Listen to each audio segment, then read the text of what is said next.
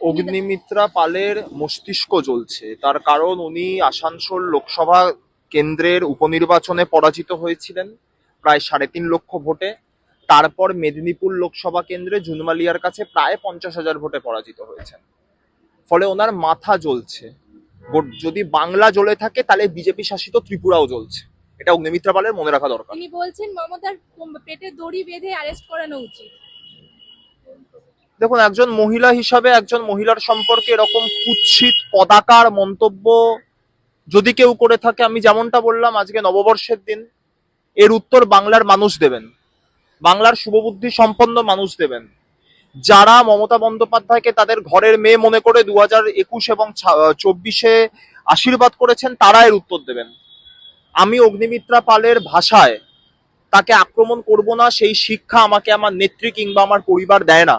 সেই শিক্ষা, সেই অশিক্ষা কুশিক্ষা আমাকে আমার দল দেয় না। তাই আমি ওর ভাষায় কথা বলবো না, কিন্তু নিশ্চিতভাবে এইটুকু বলবো যে দুর্গাপুর পশ্চিম বা দুর্গাপুর পূর্ব, খুব সম্ভবত এরকম কোন একটি বিধানসভার উনি বিধায়ক সদস্যা, 1200 ভোটে নির্বাচিত হয়েছিলেন, তারপর 2টি লোকসভা কেন্দ্রে পরাজিত হয়েছেন। সংসদীয় রাজনীতিতে নির্বাচন শেষ কথা বলে।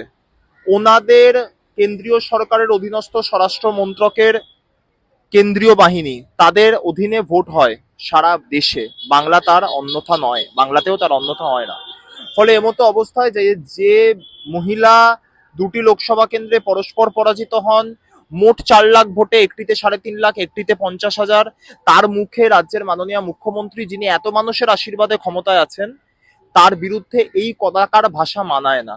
এবং আমি আগেও যেমনটা বললাম আপনাকে, যদি বাংলা জ্বলে থাকে কোট আনকোট, তাহলে ত্রিপুরাও জ্বলছে। মুর্শিদাবাদেও কেন্দ্রীয় বাহিনী মোতায়েন হয়েছে, ত্রিপুরাতেও কেন্দ্রীয় বাহিনী মোতায়েন হয়েছে।